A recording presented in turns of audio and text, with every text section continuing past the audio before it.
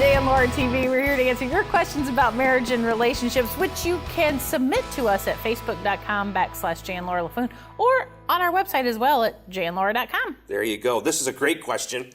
In every marriage, the list of private issues is lengthy. Boy, isn't that the case? Job difficulties, family issues, financial concerns, church problems, social events, or surprise family activities or visitors. Anyway, whatever My the mother's case. coming to town. Yes. You've got to learn to handle these private issues because you can't sweep them underneath the rug. And it's especially difficult when there's little ears around. We do a radio show as well as this TV show, and one of the rules on the radio show is, does it pass the mommy in the minivan test? In other words, if the kids hear it on the radio, are they going to ask mommy? Don't put mom in an awkward situation to answer an awkward question that she's not ready to answer. So we have to watch what we say there a little more than here on TV. But the reality is, for us, this is going to sound crazy. It's going to sound absolutely crazy.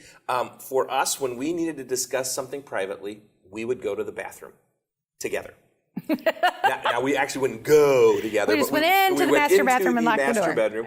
And our kids knew that if we were in our room and the door was shut, that they had to knock before they could enter. They couldn't just burst in. That is kind of how we raised them. And so we would go into our master bathroom and we would have these conversations where we talked about those really, really delicate and really touchy issues. We also, though, are firm believers in being honest with your children about situations that might be going on in your home, but grouping first, just the two of you, to figure out how are we going to handle this situation. I can remember when Jay's mom was diagnosed with cancer and our son was very, very young. And so it's you don't want him to hear you talking about he was 6. That.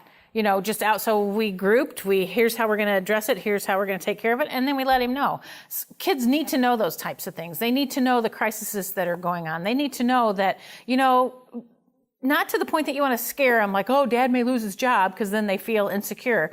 But those types of things, you need to let them know what's going on, but you need to touch base first and figure out how you're going to handle it, and then communicate that to the kids. There's no question. Getting on the same page is so crucial when it comes to these kind of issues. And, it's not her page, it's not his page, it's our page. And that only comes by having the really, I call them great conversations, because they relieve so much pressure. We're going to get this out on the table. We're going to talk about it.